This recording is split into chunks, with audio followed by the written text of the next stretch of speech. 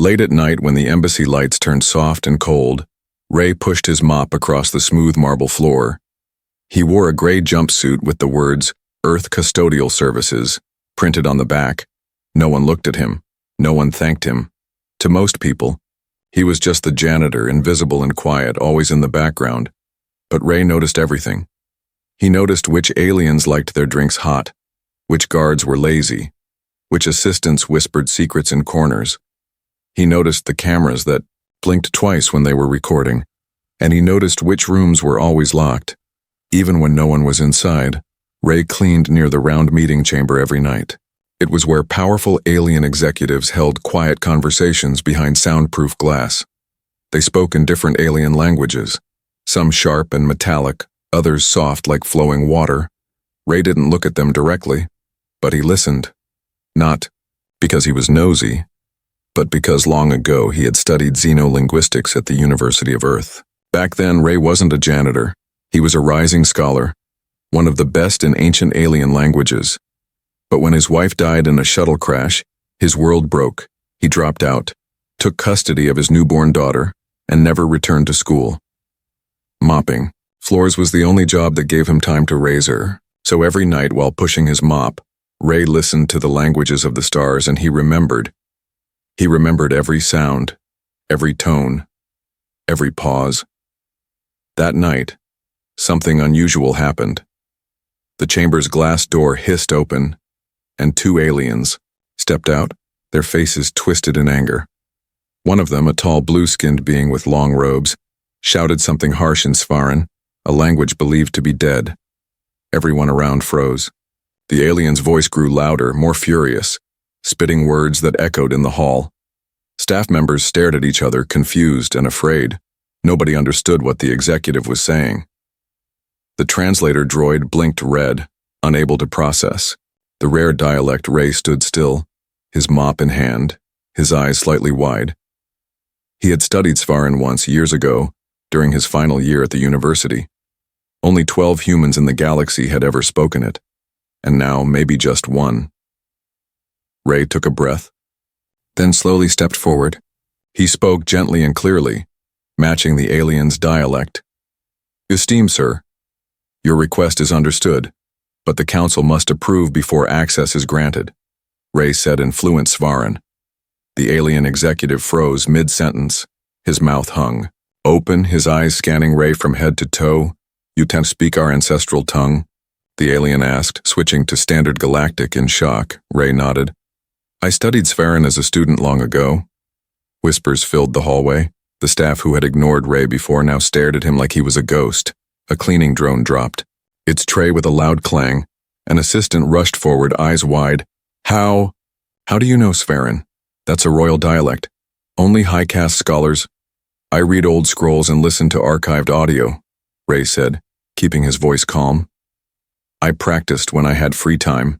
The embassy director, a silver-scaled reptilian named Tresh, approached, his expression unreadable. You're the janitor, Tresh said slowly. And yet you understand a language no one has spoken in 500 years. Ray nodded again. I didn't mean to interrupt. I just wanted to help. The tall alien executive stepped closer, his face thoughtful now, not angry. What is your name? He asked. Raymond Brooks, he answered. Most just call me Ray. The executive gave a short bow, shocking everyone. Well, Ray, he said, you may have just saved us from a serious misunderstanding. Ray didn't smile, but inside, something warmed. It had been years since anyone saw him as more than just a janitor. The hallway remained silent, eyes still fixed on him. Mia, Ray's young daughter, would be waking up soon back at home. She had no idea her father just spoke like a royal scholar in front of alien leaders. Ray picked up his mop again, ready to go back to work, but this time everyone watched him differently. The janitor with a secret wasn't invisible anymore. Ray stood in the corner of the marble hall, holding his mop like a soldier holding a broom. The aliens hadn't stopped staring at him since he spoke Svaran. They whispered among themselves, their voices low. Like wind sliding through glass, he tried to move to go back to work, but a firm voice stopped him.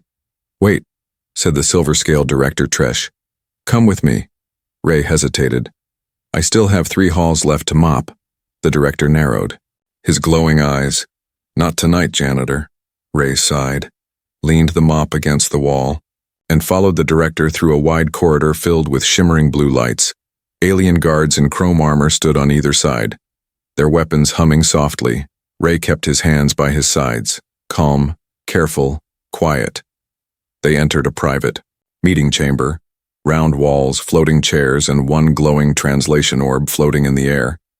Inside sat the tall executive he had spoken to earlier, and beside him, a female alien with crystal skin and a golden sash. Both stared at Ray, as if he were some ancient statue come to life. "This is him?"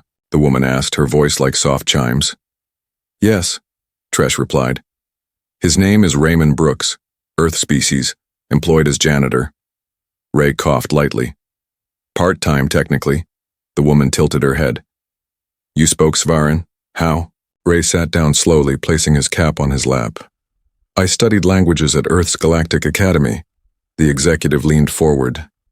"Svarin is banned from the academy. I studied it before the ban," Ray replied.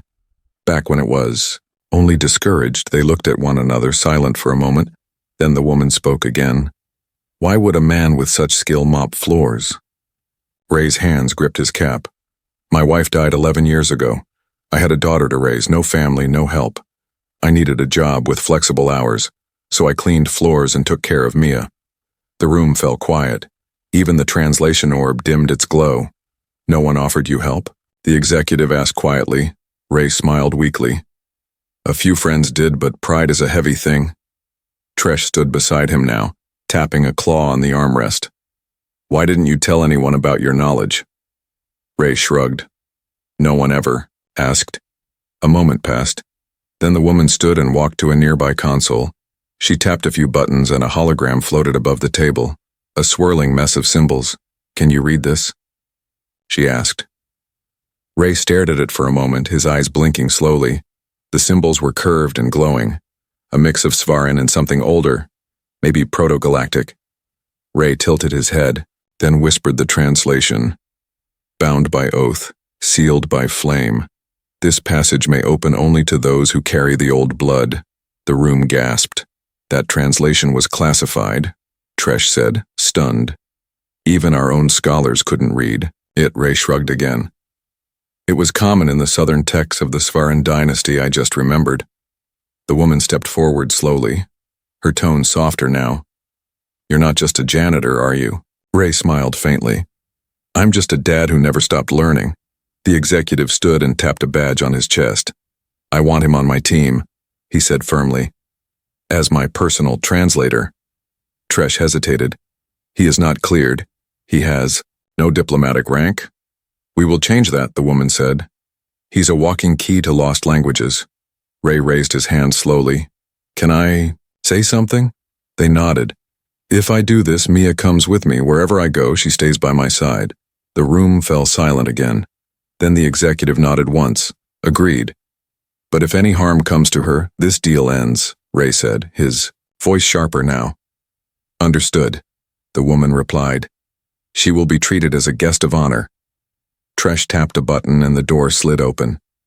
"An escort will take you home. Pack what you need. Report back in the morning." Ray stood up.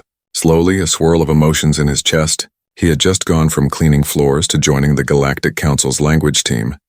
He wasn't sure if it was real, or if he was dreaming inside a janitor's closet. But when he stepped outside into the quiet night and saw the stars above, Earth shining bright, he smiled.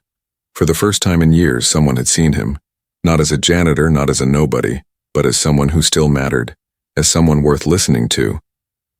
The next morning, Ray stood outside his small apartment building holding a single suitcase. His daughter Mia stood beside him, clutching her favorite stuffed alien toy, purple, worn, and missing one eye. She looked up at him, confused. "Daddy, why are we going to the embassy again?" "Did someone drop more trash on the floor?" Ray smiled softly. "No, baby, not today."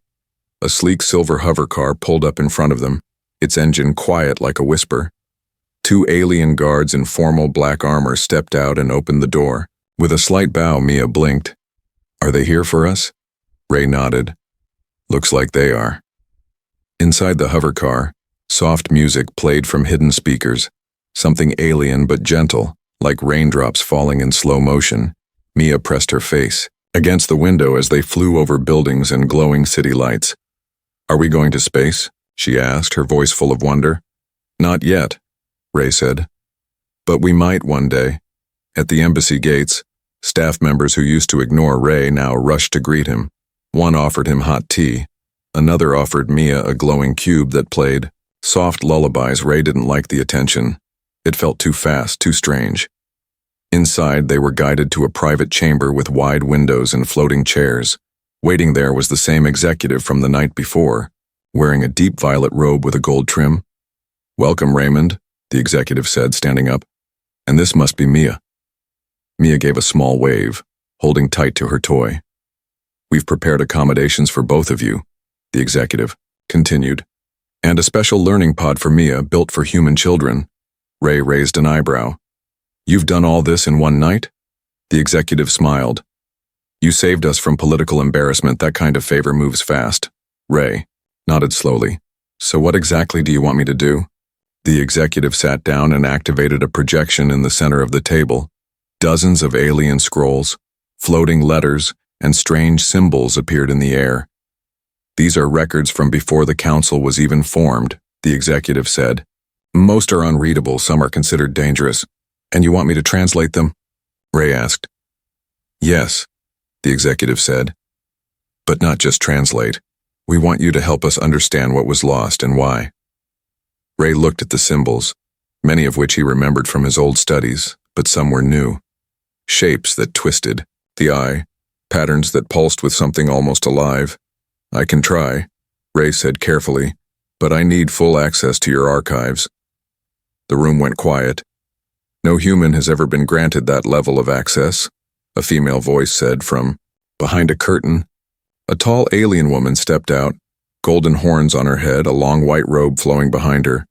She was one of the High Six, galactic rulers who rarely showed themselves in person. Ray stood instinctively, keeping Mia close. "I've read your file," she said.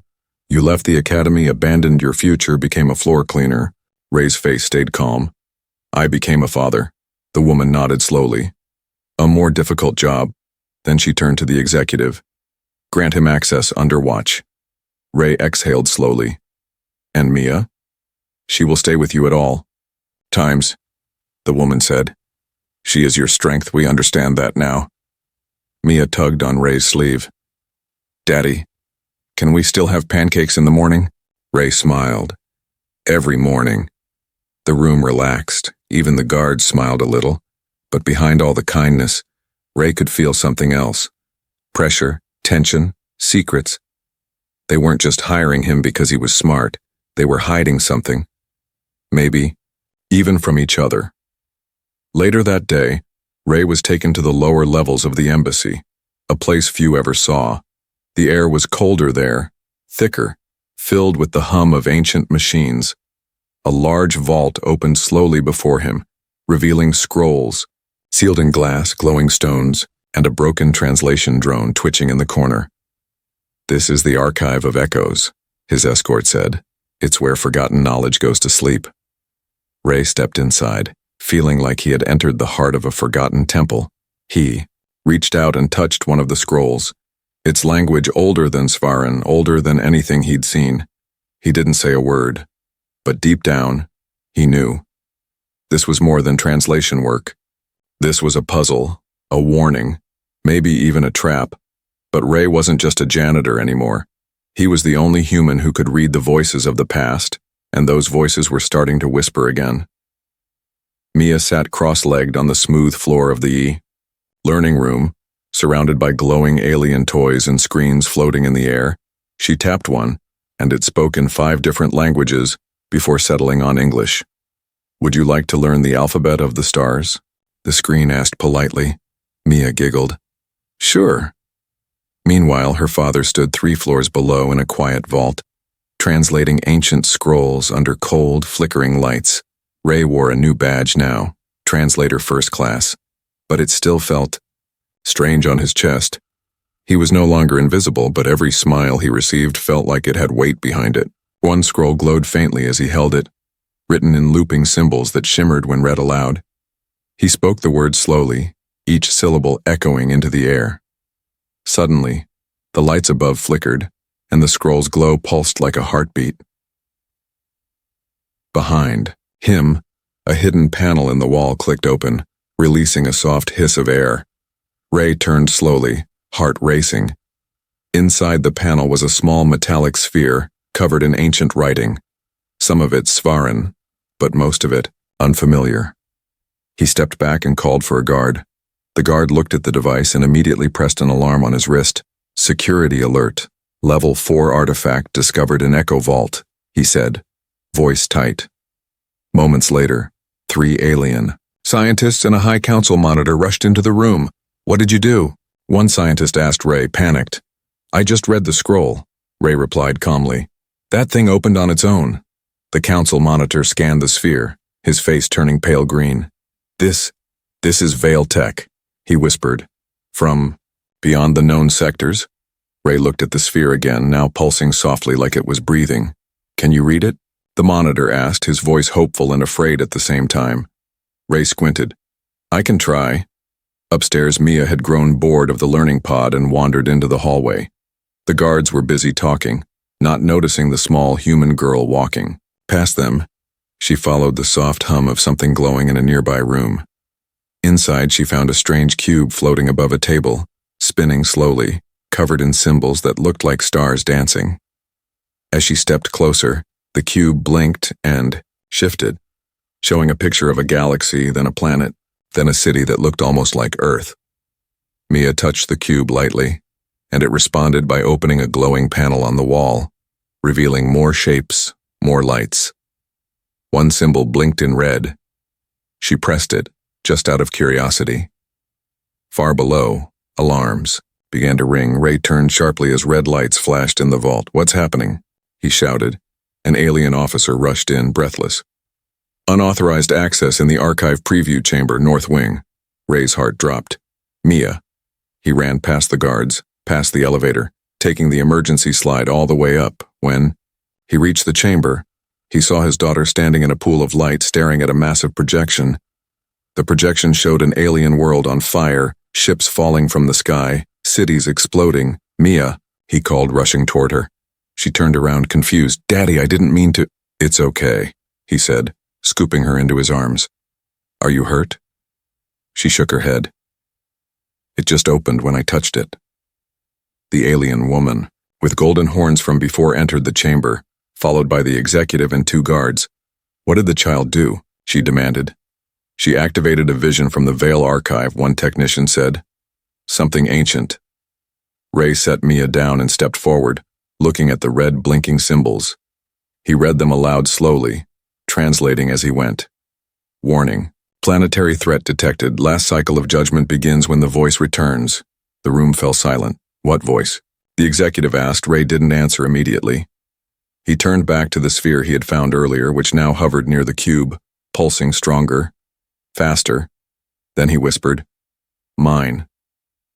"What do you mean, yours?" the councilwoman asked, sharply. "The scroll said the one who speaks the old tongue will awaken the gate," Ray said. "It responded to my voice, and to hers." He pointed to Mia, who now watched quietly from the corner. The room filled with whispers, fear, and wonder. "This isn't just an artifact," Ray continued. "It's a signal, a key, maybe even a test." The councilwoman folded, her arms. "You were meant to find it." Ray looked down at his daughter, then at the ancient symbols floating above. "No," he said softly. "We were." The room stayed silent long after the symbols faded into the air. Ray stood still, one hand on Mia's shoulder, the other brushing against the edge of the glowing sphere. He could feel it vibrating gently, like a heartbeat trying to match his own. The councilwoman with golden horns stared at him, her eyes hard but not unkind. "You understand this, don't you?" she asked, voice low. Ray nodded slowly. "I don't know everything yet, but I know this isn't just old history, it's a warning." Mia held her father's hand tightly, her small voice whispering, "Did I do something bad?" Ray knelt beside Hursu, no, sweetheart, you helped us see something we were all too blind to notice. Behind them, the high-ranking aliens whispered, their voices sharp and quick. A debate had begun. Should they bury the information or expose it to the council? One argued, this will cause panic across the sectors. Another said, or it could prepare us for what's coming. Ray stood again, facing them. You're talking like you have time to decide, but I've seen these languages before. Fragments, always connected to destruction. They talk about something called the returning silence. A technician turned pale. That's just myth. Bedtime stories from the Vale colonies. No, Ray said firmly. The code says it's a cycle, not a story, and it's almost complete. He stepped toward the console and touched the spinning sphere. It responded immediately, projecting more text and sound. A deep voice speaking in a language no one else in the room recognized. But Ray did. He translated aloud. To speak the old tongue is to open the door, to awaken the gatekeeper and to call the silence back into the stars. Gasps echoed around the room. One of the guards reached for his communicator, but the councilwoman raised a hand. Wait. Ray stepped back, hands raised. I didn't summon anything. I just read it. But reading is enough, she said. The artifact reacts to you. Mia looked up again. What's the silence, Daddy? Ray didn't answer right away.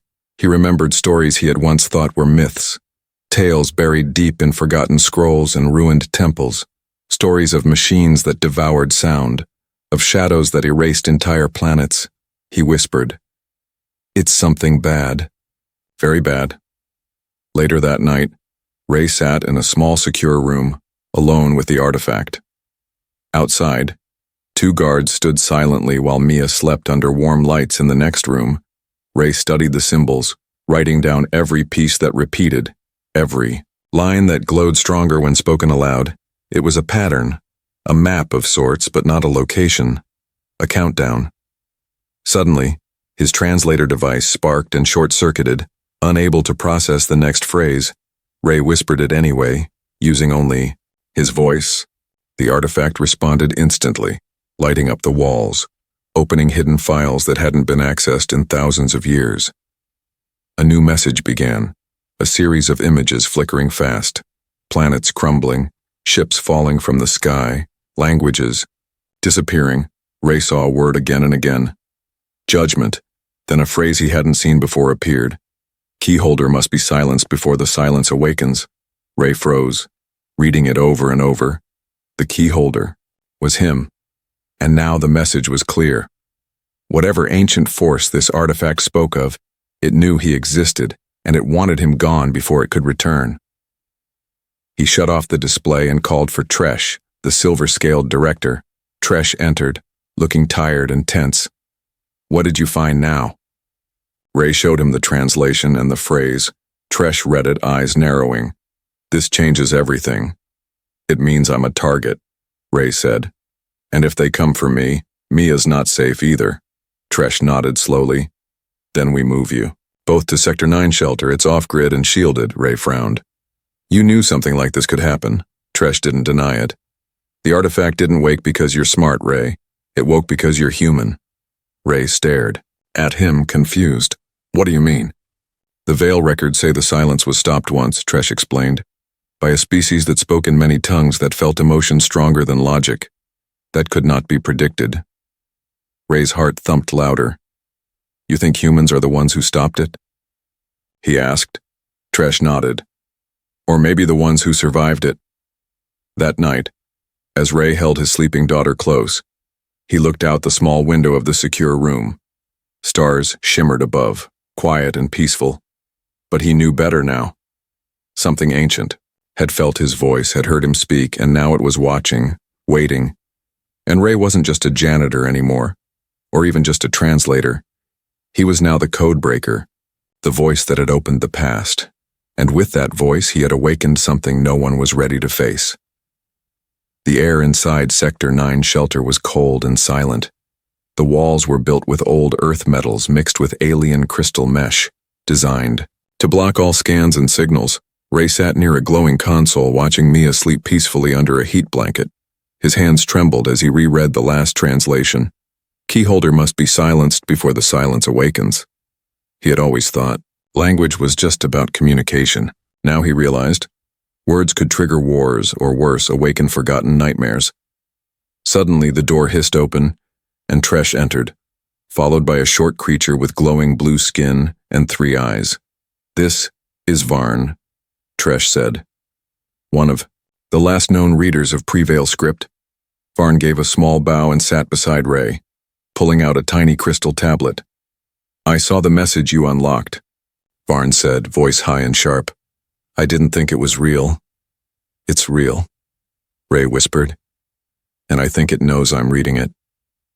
They worked together through the night, matching symbols, decoding messages line by line. What they uncovered wasn't just a warning, it was a countdown.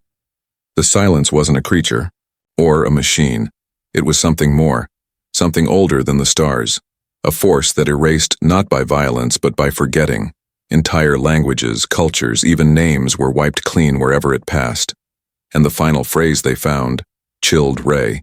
"To the bone, when the keyholder speaks, the memory will rise and the silence will answer." Ray leaned back, breathing hard. "I triggered it."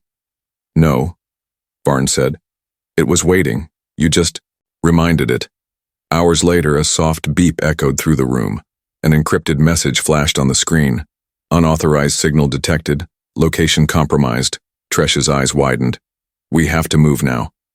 But it was already too late.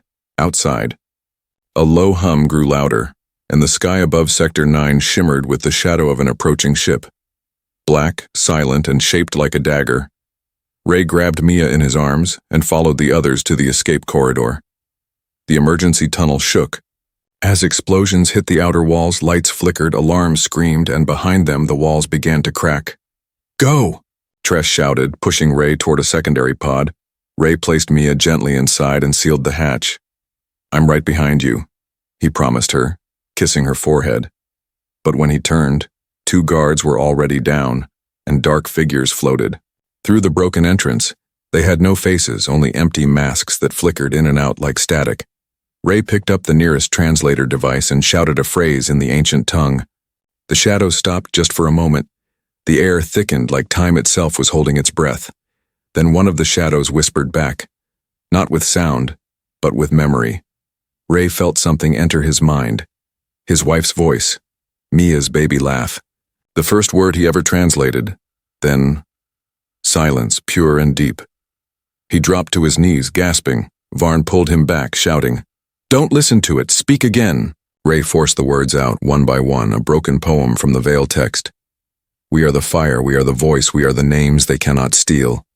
The shadows shrieked, glitching violently before retreating, fading into smoke.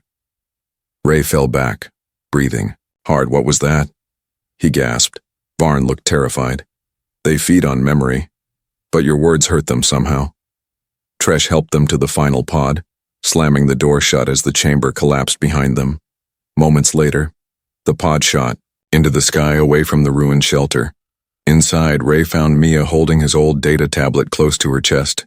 "Daddy, were those the bad things?" she asked. Ray hugged her tightly. "Yeah, but we're okay." Back at the embassy, the council gathered again, this time with urgency in their voices. "What happened at Sector 9 was not random," one said. "The silence sent hunters. They came for him." Another replied, "He's more than just a translator." Ray stood before them now, tired, bruised, but unbroken. He faced the room with steady eyes, Mia at his side holding his hand. "You want to hide this, don't you?" he said, voice steady. "You want to bury it again and hope it stays forgotten?" The councilwoman nodded slowly. "Our people are not ready for panic." Ray stepped forward. "Then let them hear the truth from someone who has nothing to lose." He activated the artifact's broadcast feature, linking directly to the galactic communication grid. Live feeds opened across hundreds of planets. Screens flickered in spaceports, homes, and meeting halls. Ray appeared, standing beside his daughter. "My name is Raymond Brooks," he said. "I was a janitor, a father, and a student of lost words. But today I am the voice the stars forgot." He spoke in old tongues, weaving together messages of warning and hope. He told the galaxy about the silence, about what was coming, and how language, memory itself, was the weapon it feared. And across the stars people listened, not because Ray was powerful, but because his voice was honest. And sometimes, the galaxy doesn't need heroes in armor, it just needs a father who refuses to be quiet. The broadcast rippled through the stars like a sudden wave in still water. From mining stations on red moons to underwater cities deep beneath gas giants, from war-torn colonies to peaceful sky farms floating above clouds, they all watched a simple human man standing beside his daughter. His voice, steady and soft, carried truth, not power, and in a galaxy filled with politics, lies, and forgotten histories, the truth echoed louder than any weapon. Ray didn't wear armor, didn't have glowing eyes or superhuman strength. He had a mop once. Now he held only words, but those words opened minds, and for the first time in centuries, the galaxy remembered what it had tried to forget. A force was coming, not of metal or fire, but silence, a silence that stole stories, languages, names, and memories, and only one thing had ever stopped it: voices, true voices, spoken in unity, back. At the embassy, council members stood speechless as the broadcast ended. Some wanted to punish Ray for going public, others secretly wiped tears from their eyes. Tresh, the silver-scaled director, walked up to Ray in the quiet chamber after the signal faded. "You broke every rule," he said, "and I've never been prouder." Ray smiled a little. "I don't care about rules anymore, just about keeping her safe." He looked down at Mia, who held his hand tightly, looking around at all the tall aliens with calm eyes. "She's braver than I am," Ray added. Word of the human who spoke the forgotten tongues spread fast. Ships arrived from distant planets, bringing old scrolls, relics, and languages long thought lost. Each one presented to Ray not as a gift, but as a plea. "Read this," they said. "Help us remember." Ray didn't sleep much in the weeks that followed. He worked day and night, with teams of alien scholars, and every time a lost word was recovered, every time an old language was spoken again, the darkness felt just a little farther away. The silence hated memory. It hated unity. So Ray gave the galaxy exactly what the enemy feared: connection. But there were whispers too, of strange ships seen near the edges of the known map, of planets going dark without a signal, of translations that ended in static. Ray knew the real fight hadn't even begun, so he made a choice. One he didn't tell the council at first. He and Mia left the embassy one night under escort, boarded a small ship, and disappeared into deep space. They didn't run. They searched, through old sectors, forgotten temples, broken satellites full of dust and ghosts. They searched for the source of the silence. And then one quiet day they found something. A satellite orbiting a dead planet filled with voices trapped in loops. Voices from centuries ago. It played over and over, whispering. We tried to speak, but no one listened. Ray touched the console and whispered back, "I'm here now." And for the first time, the signal replied, one word, blinking in alien script, and then shifting into English. Key. Back on Earth and throughout the galaxy, Ray's signal returned, stronger, deeper. The council gathered. Mia sat beside the broadcast panel, and Ray's face appeared once more on screens across the stars. "This is not the end," he said, "but it is our beginning. We speak now together from 1,000 worlds with 10,000 voices. We remember, and we are not afraid." Alien voices joined his across the transmission, one by one. Even those who once refused to work together began to speak the old greetings, the shared phrases, 1,000 languages spoken at once, not in chaos, but in harmony. Ray stepped away from the camera, his job done. He knelt beside Mia, who looked up and smiled. "Did we win, Daddy?" Ray hugged her close. "We gave them something to fight with.